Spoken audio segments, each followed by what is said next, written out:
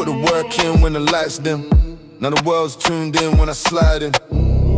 It's that life through a fighter's eyes. Stitched gloves, still cutting ties. Every scar got a story to relay. Hit play, cause I got a lot to say. Credit spider in your face now. Ladies and gentlemen, this is a very special guest. You know, he's achieved an accomplishment, everything in boxing, from the start to become world champion. I've watched his journey from when I was an amateur. I've seen him as a pro. I remember him coming to my semi-finals, taking a picture with him, and he was an inspiration coming through. And then to have him commentating also on my British title fight. And also, he was the first fight I boxed outside of York Hall on his undercard. No other than former world champion George Groves. Let's bring him in. Hey. What's going on, George? Yeah, we're good fighter. Yeah, I'm good. Thanks for having me on the show. No problem. Thanks for coming on. It's a pleasure and it's an honor to have you on the show. You know, you've achieved what all of us fighters are trying to achieve and become world champion. So we'd like more of an insight to find out of what the journey's like, what you have to do to get there, and give us some inspiration. We're on the journey. I'm still working. Yeah, you're still on the journey, brother. Yeah, I think, my story now is winning a world title at the 4th attempt. I didn't think that was going to be the story when I set out. You know, dreamed big as a kid, and even when I turned pro. So what I'd like to do is take it right back to the beginning for you. What age did you start boxing at? So I started boxing at 10 years of age. I was kickboxing a little bit before then, and loved it. Was it, you know, the atypical story of the vast majority of fighters out there. You know, they start in another sport, usually kickboxing, and I was pretty good at it. I had quite a lot of success, so I took that straight into boxing. Did both for a few years, but was you know, pretty successful off the bat with boxing. I didn't know you did kickboxing. Yeah. So I kickboxed out of Fulham. We had a few champions before me, a couple of which went pro. One of which was David Bailey, who was Amir Khan's debut. So that was sort of claim to fame out of that gym at the time. And then after me, Dion Juma, probably the most recognized name, you know, cruiserweight. He done kickboxing as well. Yeah. So we boxed at the same gym. We used to train together and stuff like that. He's a few years younger than me, maybe not too much younger than me, but a few years younger than me. So yeah, we crossed paths in that respect, and then we sort of was in the same gym at times as a pro as well. So yeah, that's pretty much my entry into boxing. Oh, that's it. Boxing club. So how long was your amateur career? 10 years. So yeah, started at 10 and I turned pro at 20. In that time, you know, I managed to experience the majority of what amateur boxing can offer. I traveled the world. I boxed for England. I was, you know, fiercely proud of being, you know, wearing an England vest. I was England captain. I was the milk bunny. You know I mean, I was that kid there I wanted to be at the forefront. So yeah, the cadets was under 17, the young England was under 19. Managed to captain both teams. We went to some major tournaments. I've medaled in the Europeans. Never medaled at the Worlds, but managed to go on some magical trips, see some fantastic fighters, fight some fantastic fighters before coming back, turning senior, won the ABAs twice. Jeez, come on. Had a few international bouts, but I was playing second fiddle to James DeGale, who was the England number one, the GB number one, and there was also a Scottish lad called Fundu something or other. He won a medal, maybe a European. So Britain had a number one, number two. I was number three. I wanted to go to Beijing 2008, and you know, I had a bit of a stinker that last year. I would win some, lose some. A lot of the times you're traveling places where you had no chance of getting a decision anyway. Yeah, you know the amateur decisions are like anyway. Yeah, it was evil. But they selected DeGale. I think he qualified at the last attempt, and to his credit, went to Olympics and won gold. So they can't say they sent the wrong man. They did their job. But he achieved what they wanted him to achieve. So he did. And like he rose to the occasion. And you know, I definitely didn't take it as inspiring. But if I had the maturity I had now, I'd look back and go, "Wow, what an effort!" Because like he won 5 times out in China and definitely the last 3 fights, he beat guys who'd already beaten him. He was nowhere. Okay. I don't even think he would have been top 10 in the world before going there, but he rose to the occasion, performed on each fight, and wins gold. What club was he boxing for, and what club was you boxing for at the time? We were both Dale Youth, so we both had the same club. Youth. Yeah, so like we were club mates. He was chunky. He was like a light heavyweight, little fat kid, and I was a few years younger. But then he came down a weight. I grew up a weight, and we both ended up at middle. And then our paths had to cross, so we boxed. I beat him. I went on to win the ABAs that year, which was pretty cool. First year in, about 18 years of age, and then went in a year later and won it again. And then decided I wanted to go pro. So I went pro before the Olympics even happened. I knew I wasn't going to the Olympics, but I went pro. Did you box one of my former stablemates in the ABAs with John Ryder? Did you? Yeah, John Ryder. So I boxed John Ryder. That was my second ABA running. And John, there was a lot of hype around John at the time. Like he was either unbeaten or maybe I think he was unbeaten. I don't even think he'd lost one. And we had to fight each other in the Northwest divs of the ABAs. There was 3 at the weight, and unlucky for John, maybe just lucky for me, I got the bye, so I was through. He had to fight a chap called Louis Reed, again from my gym. I beat Louis the year before, and then with 4 rounds in his legs, he had to fight me. And I had a height advantage. I stuck it on John. I thought I'd give it to him, you know. But great fighter. We mentioned it the other day because we was talking about the new amateur system where I think there's a rule now you're not allowed to box twice in 24 hours or something like that. And I was saying that kind of spoils it because I remember before the national tournaments, I remember one time in the Southeast Divs, I was about 9 and about 13. So you have a couple bouts, have an interval, and you're back on. Yeah. And I think he had mentioned he had the same experience. And unfortunately for him, he had you for his final. He had the ABA. He had to fight the reigning ABA champion with a fight an hour and a half before in his legs, and the odds were against him, John. But sometimes you can go against the odds because the year before, as I say, I boxed Louis Reed in the same section of the ABAs, the Northwest Divs. I boxed him. James DeGale got the bye, and then I fought DeGale with a bout in my legs, and I beat DeGale as well. So he had no excuses that night. Yeah, you cleared up. You made it good. That's another thing. On the subject of James DeGale, where did you two's rivalry start? Because I remember when I was coming through the amateurs and watching you two on Sky Sports arguing, and you two was like, you know, there's 2 guys coming through and you're bouncing off each other's names. It was always you and James DeGale was the 2 household names, because I think at the time when you lot were super middleweight, I was going to turn over. Obviously, you lot was top of the tree at that point, and I was coming through looking at who was at the top of the tree, and I remember it was you and James DeGale at the time rivaling. Where did that stem from? Yeah, we stemmed a long way before then, because as I said, it was from the same gym. So I mean, you could definitely say we were stonewall rivals when we were both going to enter the ABAs. We're going to have to box each other. And then after, we might not have spoke much in the build up to that fight, and we definitely didn't speak again after. So you know, as fierce as rivals, I didn't understand it at the time. People were saying, "Oh, this is gonna be huge one day. It's gonna be a huge fight." You two box for a world title, and I was like, "You're looking through the eyes of not that, because you've grown up together in some ways, and you know, we started off as juniors, so."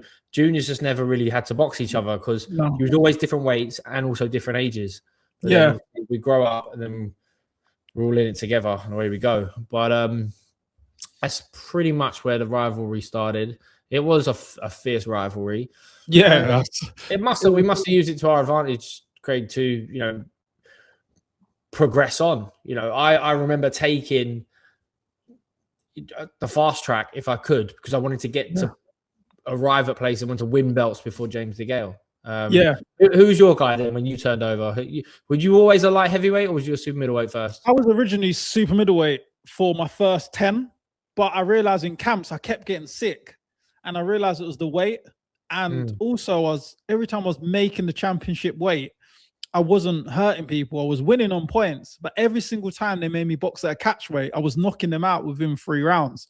So I kind of started seeing that. I started thinking, hold on, I've got so much more power at the catch weight than I have at super middleweight, and my energy level felt higher. And when I fought Buglioni, I took that one on 5 days notice, but I was still technically a super middleweight. But because it was on short notice and I don't have to make the weight now, and at light heavyweight, I'd never done 12 rounds either. So when I was able to do 12 rounds with 2 days training at light heavyweight, and I was fit enough to do that, I realized this must be my natural weight, because I feel fitter with no camp than I have the whole time at super middleweight with a camp. So I was like, yeah, this is time to make the transition. And that's when after that, I decided I was going to stay at light heavyweight after my 10th fight.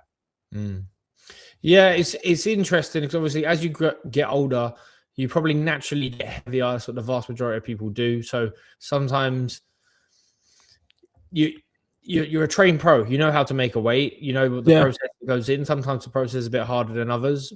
But actually finding out what your optimal weight is, and that can change, as I say, as you get older. But knowing what weight you can make, but what weight you fight at is two different things. The thing is, my issue was the opposite from most fighters. So a lot of fighters struggle to come down to their weight. What I was doing is I was sitting on a Weight Watchers diet pretty much and training all year round. So I was never come over 1 or 2 pounds over the super middleweight limit. So I didn't have to make any weight all year round, but I didn't have enough calories and nutrition in me to sustain the sort of training that I was doing. I was training mad, like day and night with not much fuel. So I was just burning myself out. And that's why I kept crashing. And then when I understood I wasn't eating enough, resting enough to like be in sync with how much training I'm doing, everything changed. And that's why I started feeling a lot stronger. My performances started coming on and I started getting a lot better. And then I just, I thought that was me. I stayed at, but I should have known because in the amateurs, I'd done that. So when I was boxing at light heavyweight in the amateurs, I used to walk around maybe 77, 78. So I was giving away 3 kilos, but I was fine. And I remember my first losses when my coach told me to go down to middleweight. He said, if you're this strong and you're giving away this much weight, why don't you try middleweight? You'll be the biggest and strongest at that weight. And I went and done that. And I started hitting the guy and it was just bouncing off of him and he was walking me down. And I ended up taking my first loss on points. And I was like, this ain't fun. And I'd done that for a couple fights and I weren't enjoying it. Then I went back up for the box cut at light heavyweight and won the tournament quite easy, got fighter of the tournament. And I was like, this is my weight.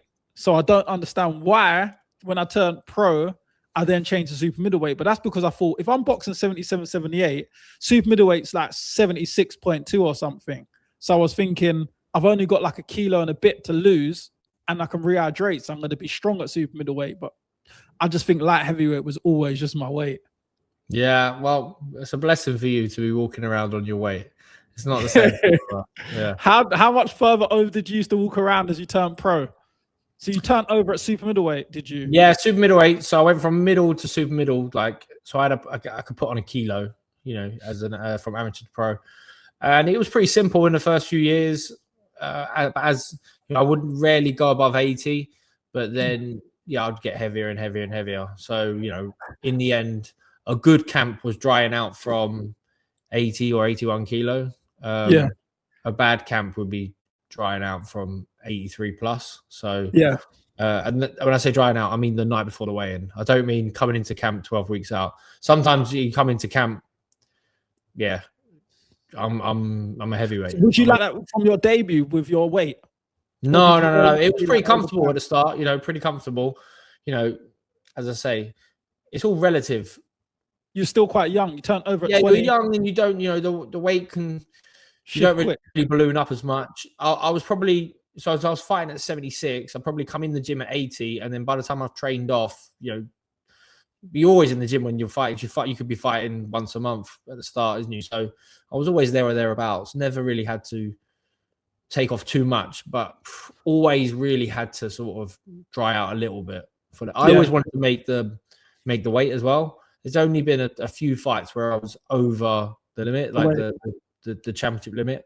So even as if it was enough, it was an 8-rounder, I'd want to make 12 stone. So I thought that was professional. Yeah. How many fights would you say you had learning fights before you hit your big fight? Your first big like rivalry fight. I know you had the biggest fight was James DeGale. That was my 11th fight. So British title, right? Yeah, British title, British Commonwealth title. Up until that point, I'd had step ups, but they were heavily in my favor. Yeah. I won the Commonwealth title against Charles Adamu, stopped him in 4 rounds. He gave Cole Froch a bit of a test, like maybe a year and a half before, but Froch was always, he used to make hard work of a lot of people, so it's hard to read sometimes his performances. But I had an acid test against Kenny Anderson. He was unbeaten. He was a former Commonwealth Games gold medalist, and I had to get up off the floor to beat him. That was tough. But the first camp where it was like, right, it's on now, 50-50. Let's not fucking. I was an underdog going into that. Like, leave no stone unturned. Totally dedicated to the cause. Every bit of me, physically, mentally, emotionally, total investment to win that fight. So that was about 11. I think that was like May 2011. So I've been pro 2.5 years. But you always had the reputation of being a big puncher, though. Yeah, I mean, I was from the amateurs. Yeah, I stopped a lot of people in the amateurs, and it was, but a lot of that was on aggression, tenacity, physicality, as well as a lot of boxing ability. But I feel like I essentially had to learn how to box again when you turn pro, like, because you can't take one to land one in the pros. It won't work for you. You got to, defense is needing a lot of work. And gloves are little in the pro games. When you get caught with the pro gloves, yeah, you feel it, mate. Everyone can punch. And it's, I had that style. A lot of fighters that, have that style where I look much more vulnerable than I actually am. I think when I get hit, people think it looks much worse than what it actually is. I take that as a compliment because I think I don't get hit as much as what people imagine I do. I'm pretty, I never used to throw a lot of punches, but I definitely never used to get hit with a lot of punches. So when something lands, it does register much more than those guys who just sort of eat shots all day, every day. Yeah. I don't want to be one of them guys anyway. That's how you end up punching. Exactly, bro. So you had to punch, and punch hard. And obviously, I feel like since the Froch fight, the first Froch fight, everyone's like, oh, wow, he's a big puncher because he dropped a guy who don't get hurt. So, but I always heard that you could punch. I remember, you wouldn't remember, it was early in my career. I remember it was one of your team contacted me to come up and spar with you. And, early in your career, you don't want to do anything without your coach knowing first. And I remember my coach was on holiday and I was messaging him saying, can I go? George Groves' team wants me to spar. And the time he got back to me 3 days later, it was too late. What year was this?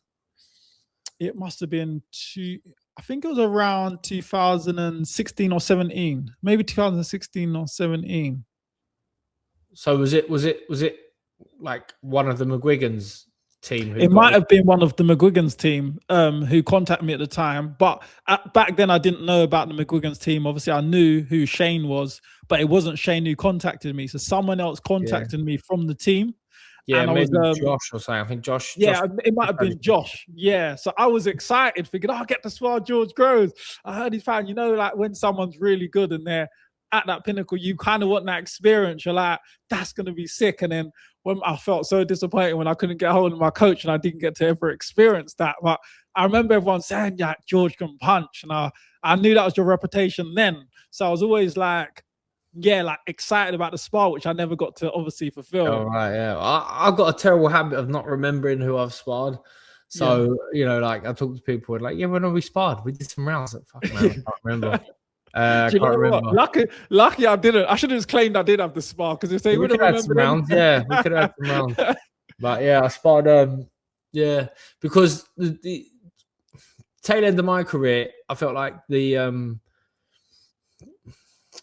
things changed. Like the philosophies and just like the culture changed a little bit. Where before, like newbie pros or even amateurs never sparred experienced pros. No, actually, you can get a load of good work for one another out of it. You don't need an elite level amateur to come and try and do 8-10 rounds with you. But if they had like 3-4 rounds at the start or even at the end, that was a dream and a blessing. Exactly.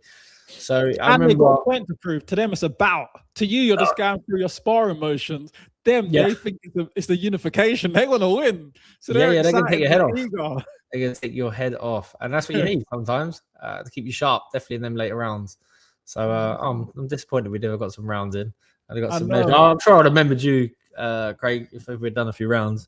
Yeah, no, I didn't get to get them rounds in. I was always disappointed that I didn't get to get that spar. I always remember thinking, yeah, no, I didn't get to get them rounds in. I was always disappointed that I didn't get to get that spar. I always remember thinking, next time I'm just going. I'm not even gonna ask my coach. I'm just gonna go down. I missed the opportunity now. But I always done the right remember thing. that.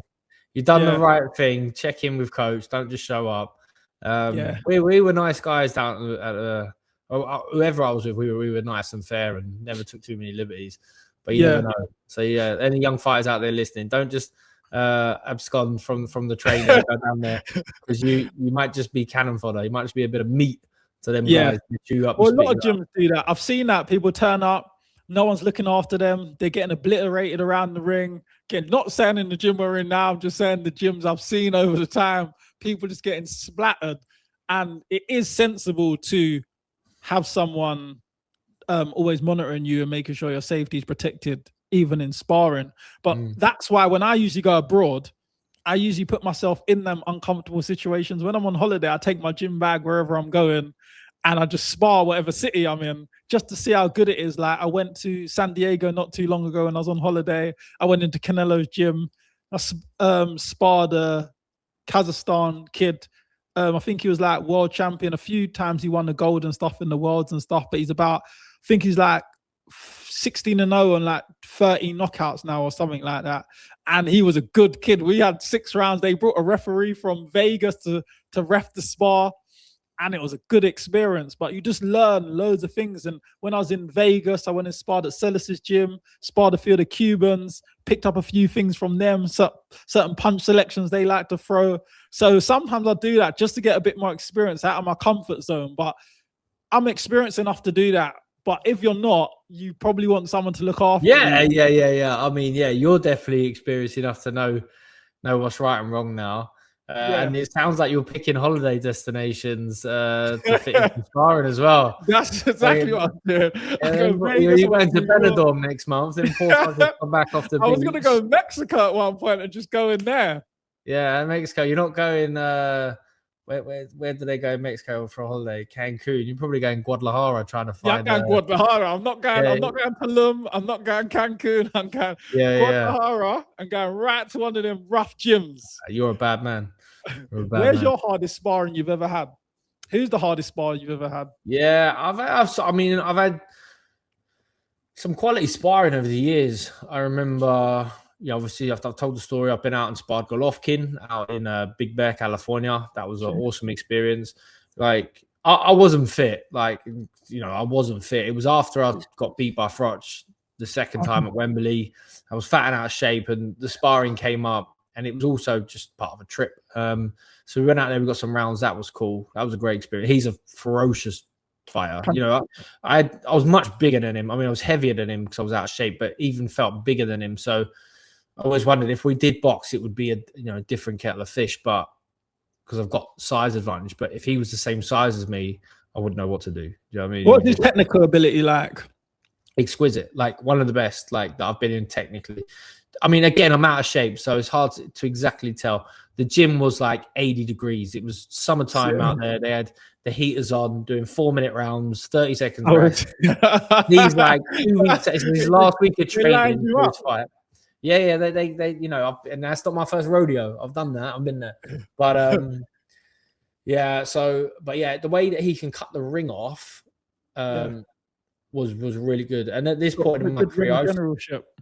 Yeah. I always like to cruise around and take a step, create the distance. I'd be at long range and see the shots come in. But when he wanted to, he could just step in. Hands were really quick. We know they're heavy-handed, but his hands were really fast. And he would show up and shoot under, or So you was had to be on your A game. But he's attacked defensively with his hand placement, or not really. Yeah. I mean, I've only got flashes of the memory of the spar. And But I just remember him being. He's got that style that you look at and it looks simple. So you think, oh, I'm going to be fine with this, but actually, effective. It's extremely effective. Extremely effective. But he was the second guy out of the York called out of boxers. The first outside was the Copper box. I think you boxed an Italian guy. That was my third pro fight. I was on your undercard then. And then my fifth fight, I boxed at the O2 on the Kelbrook Golovkin undercard. And I remember the way he was just marching Kelbrook down till we got the stoppage. It was just ferocious. The atmosphere was mental as well that night. Yeah. Well, Golovkin's like, he's a fan favorite. He's a nice guy. He does the business. And that was one of the worst bits of matchmaking we've ever seen, really, putting Kelbrook in. It was. Golovkin, asking him to move up 2 divisions. And Kelbrook at the time was supposed to be one of the poster boys of British boxing. You know, his career. He was world champion at the time. Exactly. His career was all downhill from there for him, sadly. So it was crazy matchmaking. I'm surprised they made that fight just because there's a pay-per-view date. And someone wants Canelo in London. Find someone else. I know that it was supposed to be Eubank, wasn't it? It was meant to be Eubank eventually. First of all, and through poor Kelvin. Do you know he was the first foreign fighter, I'd say, who had that cheeky side to him, who come to England, Golovkin. You know, when they don't speak English fully, but they got enough words to be cheeky. And I remember he was like, he good boy. He forgot his pen. I remember he used to say little things like that, and I used to find him hilarious. He was spoke a bit like how Borat speaks, but an aggressive version. Yeah, aggressive Borat. I think you might be right. You might be right. But I sparred Mikhail Kessler. That was pretty cool, but that was only a few rounds. I had to come home. I think we got 6 rounds in. Andre Durrell and Anthony Durrell. I sparred those 2 guys when they. How was that? That was really good. I mean, Anthony weren't too bad, but Andre at the time was still a real force. He'd lost to Froch, I think, so he might have even had the fight with Abraham where he had the weird injury and come back, and he was sort of on the bounce back. But this was before I boxed James Agal, so this is 2011. Okay. Yeah, we're out in Miami on South Beach. You know, I'm staying in a luxury villa sponsored by David Hay, the heavyweight champion of the world. We're balling, balling. It was living my best life.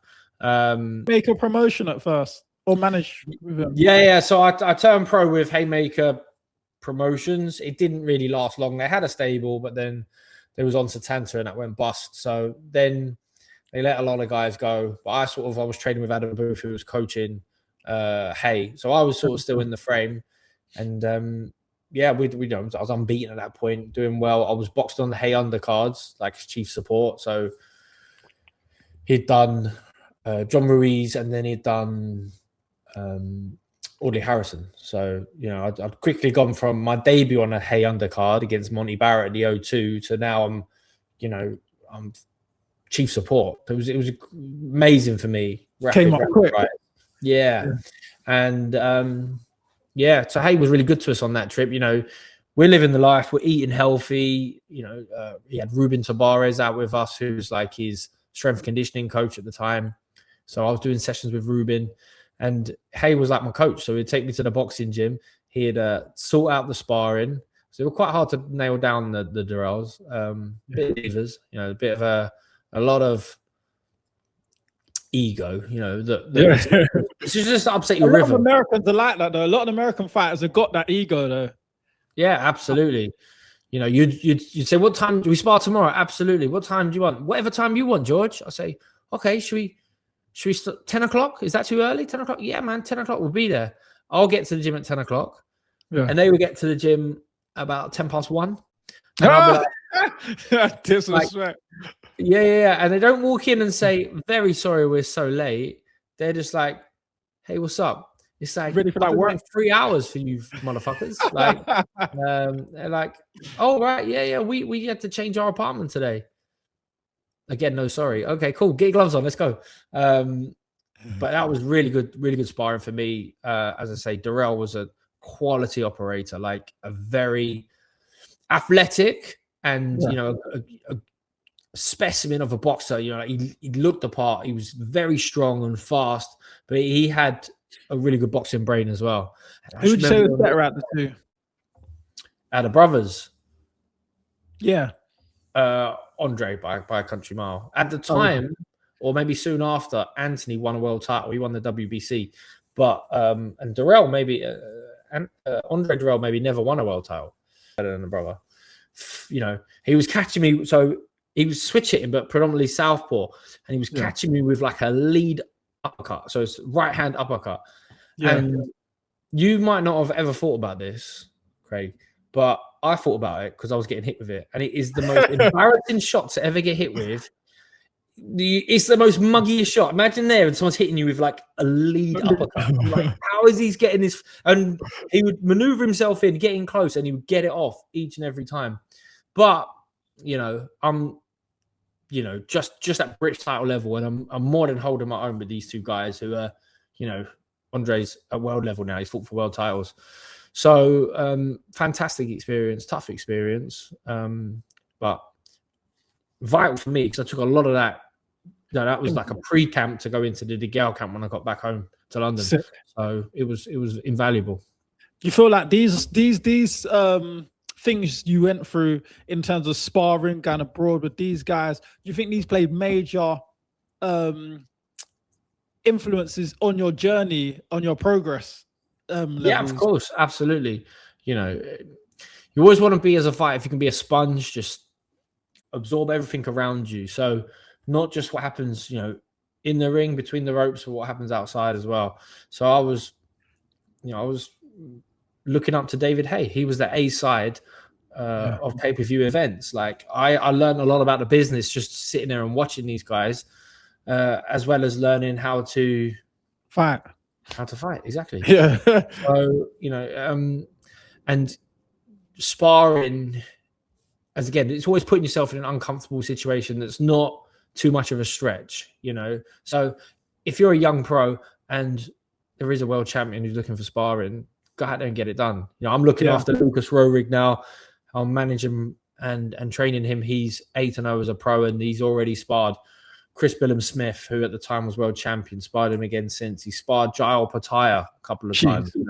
This and he sparred Badu Jack, who was WBC world champion. Yeah. So it's like you're dreaming of what does a world champion look like, but you've been in the ring, you've done the next best thing, really. And you haven't had your time yet, but you've been in there with great fighters. You've been in there with great fighters when people have scratching their head thinking, what are you doing there?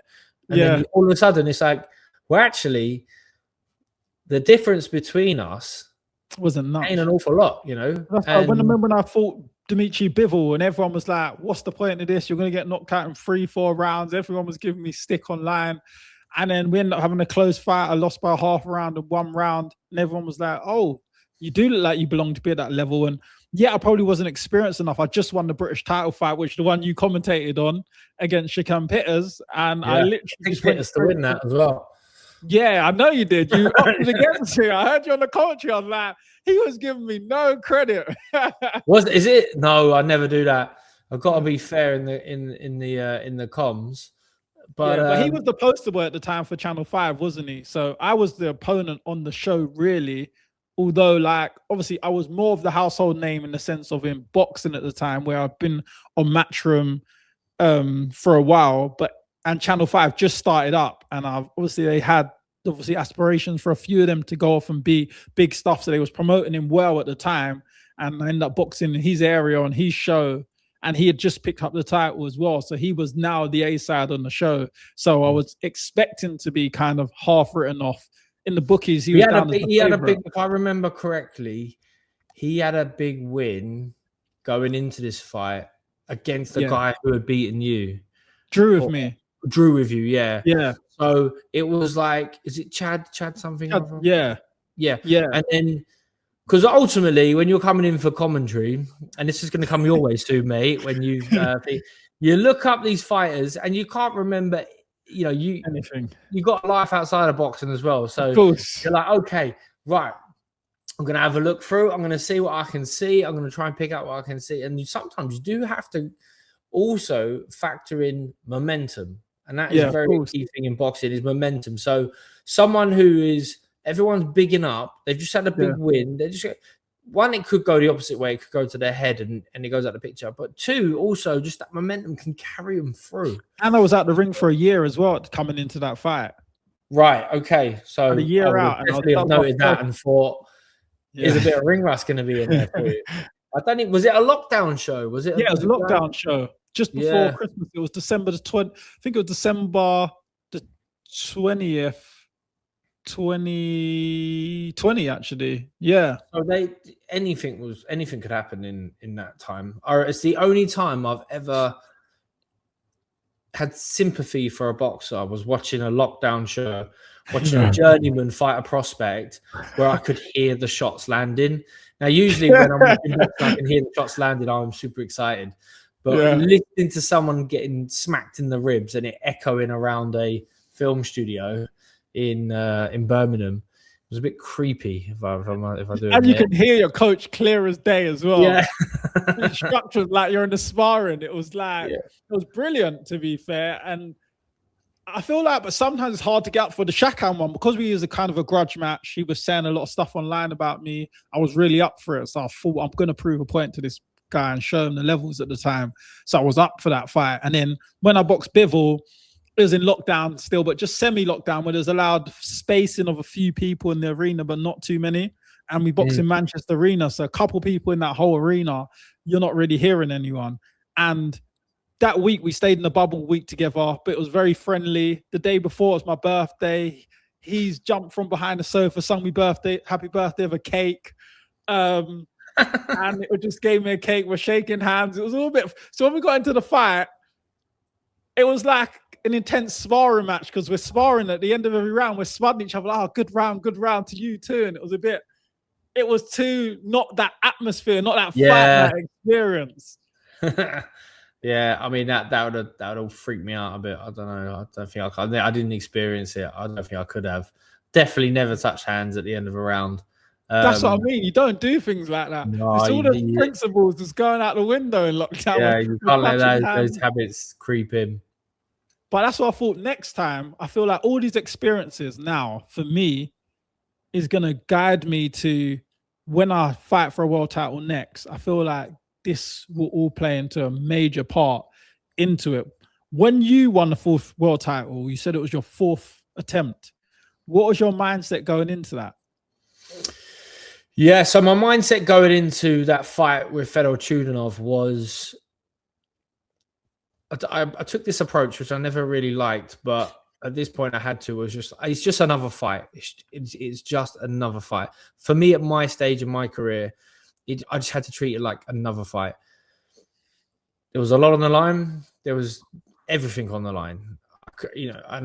If I hadn't have won that night, I don't know what I would have done. I genuinely don't know what I would have done. But the simplest way to do it is just like, I'll just treat it like another fight. Now, I don't think that's essentially the best advice for everyone at any stage. So when someone's having their first world title fight, this is not, it's just another fight. It's like, no, mate, this is your world title fight.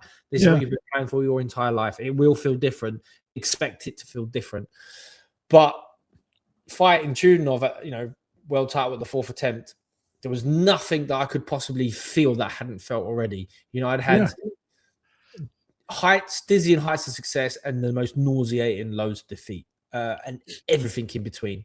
And when I thought I was rock bottom, something else would happen. I knew rock bottom. Never at the bottom until you. So it was like, right, get out there and get the job done. And it was a good fight. It was a tough fight. Chudinov, I watched him. I thought, you're effective, but you look easy to hit, right? You look easy to hit, but let's not pretend it's going to be an easy night. And then when I get in with him, and I'd fought a lot of good fighters up until that point, a lot of big, strong, fearsome fighters who were hard to break down, hard to control. He was one of the hardest to control. The only out I had was that he was easy to hit. But at that point, I couldn't get his respect. You know, I couldn't get him to stand still. Like that's essentially what I wanted people to do. Was I would give them plenty of looks, plenty of different movement, plenty of angles, and essentially at some point they would stand still. When they stand still, I'm going to give it to him. Yeah.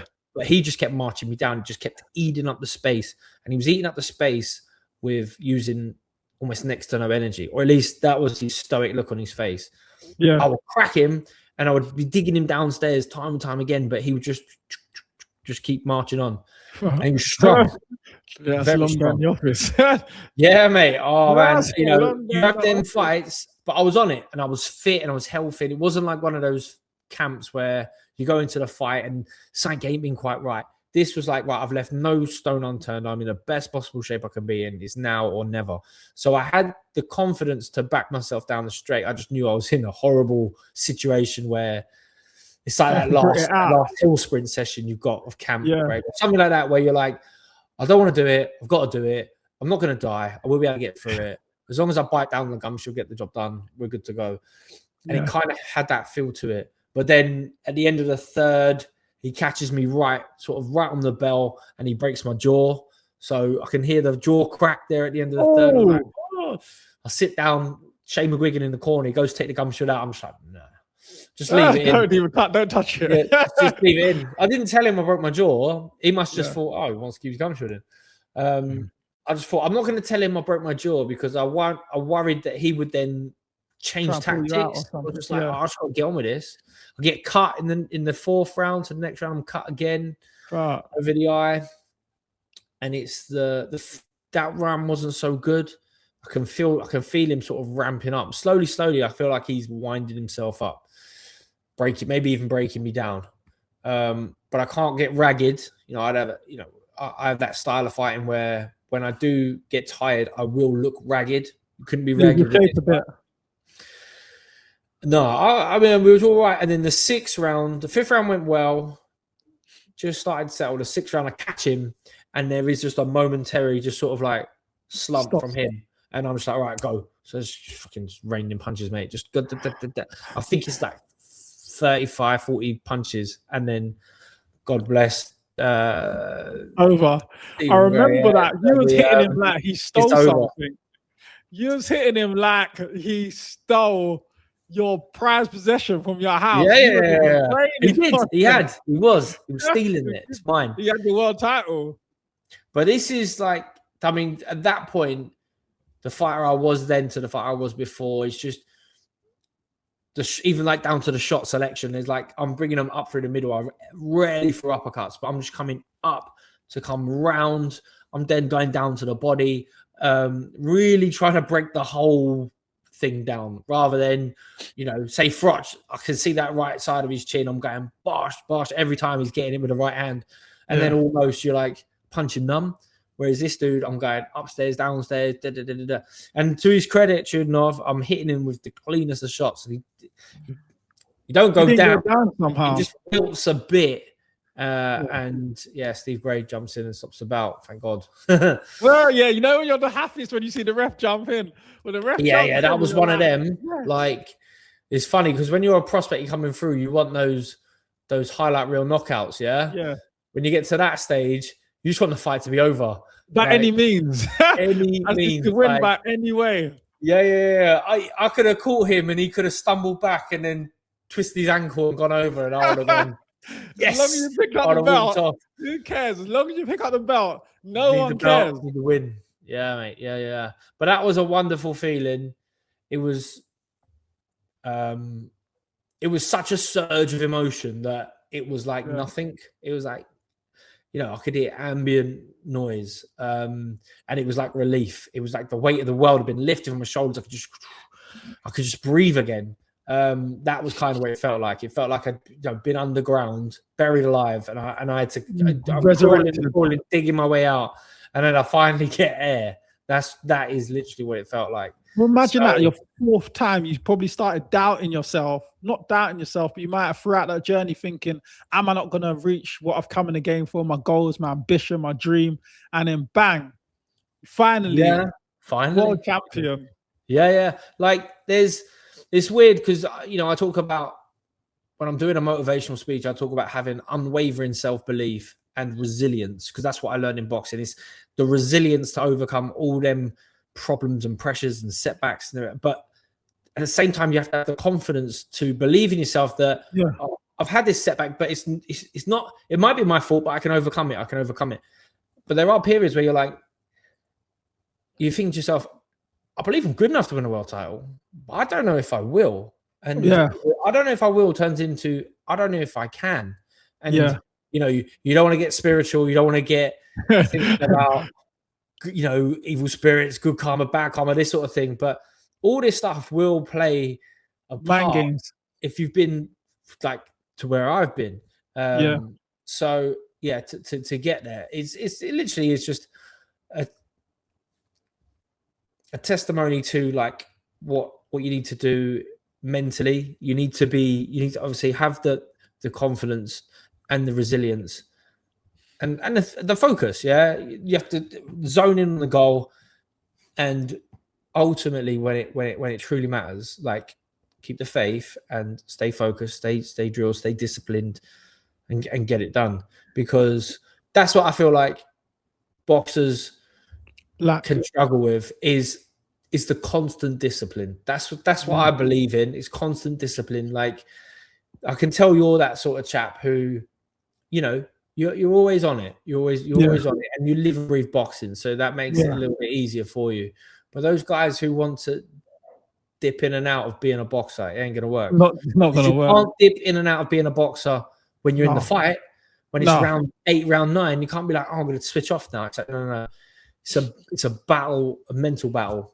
I feel like I've had to be on it more so even as a pro, because as an amateur, I only had 3 years in the amateurs, 22 fights and turn over. And obviously being on Matchroom is sink or swim. So it was like from 7 fights in, I'm fighting guys 12-0, 6 knockouts, and underdog in the bookies. So it's like, I've got ground to make up for. Look at yourself, 10 years as an amateur before thinking about turning pro. People got seasoned experience. They know what they're doing by then. So you can't really afford to not have the experience, but also not be over dedicated more than everybody else, because you've got to make up that lost time somehow. And I think me just being on it day and night, if I'm not training, I'm studying, and years and years of doing that, I feel like now is why I came in full circle. And this is why I say, like, you're an inspiration for guys like myself who've been through this, going through adversity, you know, the pressures of boxing that people don't understand behind the scenes, the mental pressures, people doubting you. 1 minute you're the fan favorite, next minute they're saying he's a load of rubbish, I never liked him anyway. And you're just going through all the adversity, just chipping away, and seeing you doing that through all the adversity, chipped away and becoming world champion. It's like, it's a reason why you're one of British boxing's iconic figures when it comes through, because of you've gone through all of that without doubt, like without just giving up. You persisted through all the hardship, and it paid off in the end. So us coming through now, boxing, we're like, look, he did it through all his adversities. We can do it. Keep that dream going. Keep that belief going. We will become world champion. Well, God willing, I'll be world champion one day. But it's guys like you inspire us. And now I see you giving back to the sport. You got Lucas, you're training and managing now. I've had some rounds with him. Guys, check him out. Top prospect. He's the next up. I'd say he's probably the best prospect I've seen coming through right now.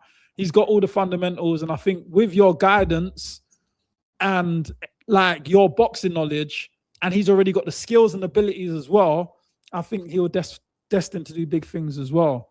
So thank you. I just got to say, big up to yourself for coming on as well and sharing your story with us, because for me, I've noticed, obviously, because I've obviously been way behind you throughout your boxing journey, and compared to my boxing journey, you wouldn't have seen me, but I was seeing you. So I was saying, like, when you're just turning up to a random amateur show, they might have rung you and said, oh, can you come down and do an appearance? I'm one of them boxers in the amateurs seeing, oh, that's George Groves. Then it's like, then I've boxed on an undercard for you. You're probably just like, oh, just another fight. I'm ticking over, getting my feet back wet at the Copper Box show. For me, I'm like, I'm on George Groves undercard. Like, I'm George Groves undercard. So Like, and then obviously watching through, doing the stadium fights, etc., then pushing on to fight and winning the world title. I've always seen you as I'm coming through my journey, obviously been behind, way behind of it, but just watching and it's like, yeah, it's been inspirational. Oh, thank you very much, mate. What a lovely thing to say. Yeah. I think I've even still got the picture from when you came to my amateurs. I've there my trophy of you. Yeah. Put it up on get it up on the screen. I'll put it up. We'll see it on the it'd be the thumbnail of this video. No, brilliant. Yeah.